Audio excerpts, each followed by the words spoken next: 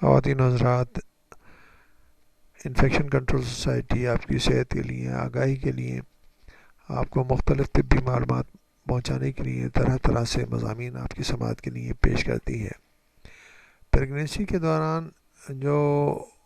مسائل ہوتے ہیں ان کو کس طرح نمٹا جا سکتا ہے، اور دوران حمل یعنی کہ پریگنینسی کے دوران کن غذاؤں کو کم سے کم استعمال کرنا چاہیے یا پرہیز کرنا چاہیے، ان کے بارے میں ہم کچھ بتانا چاہیں گے۔ کافی اور کیفین سے لبریز دیگر مشروبات۔ طبی جائزوں میں دیکھا گیا ہے کہ چائے، کافی، جن دیگر مشروبات میں کیفین زیادہ مقدار میں شامل ہوتی ہے، انہیں پینے سے ایبارشن یعنی کہ مسکریج، اسقاط عمل کا خطرہ بڑھ جاتا ہے۔ خاص طور پر حمل کے پہلے 3 ماہ میں کیفین ملے مشروبات کا بہت زیادہ استعمال زیادہ نقصان دہ دیکھا گیا ہے، تو بہتر یہ ہے کہ فرسٹ 3 منتھ میں ان اشیاء سے، کافی، کیفین سے لبریز مشروبات سے پرہیز کیا جائے۔ مخصوص مچھلیاں۔ گہرے سمندروں میں پائی جانے والی مخصوص نسل کی مچھلیوں مثلا میکرویل، ٹونا، شارک، سیپر اور سورڈ فش میں مرکری یعنی کہ پارے کی مقدار دیگر مچھلیوں کے مقابلے میں زیادہ ہوتی ہے۔ اگر پریگنینسی کے دوران، حمل کے دوران مائیں، متوقع مائیں یہ مچھلیاں کھائیں تو ان کے فیٹس یعنی جنین پر اس کے زہریلے اثرات پڑ سکتے ہیں۔ تو اس طرح ان مچھلیوں کو، جن کا ہم نے آپ کو بتایا ہے، ان کو استعمال کرنے میں احتیاط برتنی چاہیے۔ چکن اور انڈے۔ چکن یا انڈے اچھی طرح پکے، تلے، ابلے ہوئے نہ ہوں یا کچے رہ جائیں تو ان میں خطرناک قسم کے سالمونیلا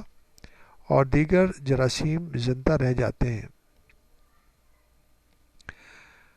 ہم نے خود یعنی کہ یہ دیکھا ہے کہ ہاف فرائی ایگز،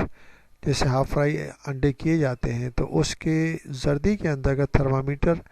لگا کر دیکھا گیا تو وہ تھرمامیٹر کا ٹیمپریچر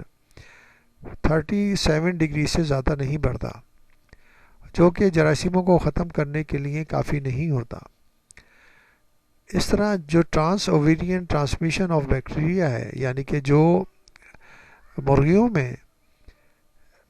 اووریز ہوتی ہیں، اس کے اندر اگر مرغیاں ایسی غذا کھا رہی ہیں جس کے اندر، جو کہ آلودہ ہے، جو کہ بہت گندی ہے، تو اس میں اگر جراثیم ہوں گے تو یہ جراثیم مرغیوں میں یعنی کہ پولٹری کے جو جانور ہیں ان کے سرکولیشن میں، خون کی سرکولیشن میں موجود ہوں گے، اور انڈے کے بننے کے عمل میں یہ جراثیم جو ہیں انڈے کے اندر، خاص طور پر زردی کے اندر داخل ہو جائیں گے۔ اب یہ انڈے اگر ہم استعمال کریں گے اور ان کو پوری طرح پکا کے استعمال نہیں کیا جائے گا تو جو جراثیم اس میں یعنی کہ ٹائیفائڈ کے جراثیم، سالمونیلا کے جراثیم اگر اس میں موجود ہیں تو وہ انسان کو بیمار کر سکتے ہیں، اور بیمار کرنے کے جو مسائل ہوں گے، جو ٹائیفائڈ پیدا ہونے کے مسائل ہوں گے، وہ نقصان پہنچا سکتے ہیں۔ تو اس لیے ضروری ہے کہ جو پریگنینسی کے دوران انڈے اور چکن وغیرہ کو خاص طور پر بہت اچھی طرح پکایا جائے، اور اس کو اچھی طرح کوک کرنے کے بعد استعمال کیا جائے۔ کچا انڈا استعمال نہیں کیا جانا چاہیے۔ انڈوں کو اچھی طرح پھینٹ کر اور کیک کے بنانے میں بھی بہت اچھی طرح کوک کرنا چاہیے۔ سوشی مچھلی بنانے میں یا مایونیز اور میٹھی ڈش بنانے کی تیاری میں ان سے بھی گریز کرنا بہتر ہوگا، کیونکہ اس طرح یہ جراثیم جو ہے وہ آسانی سے کھانے کے اندر شامل ہو سکتے ہیں اور وہ بیماری پیدا کر سکتے ہیں۔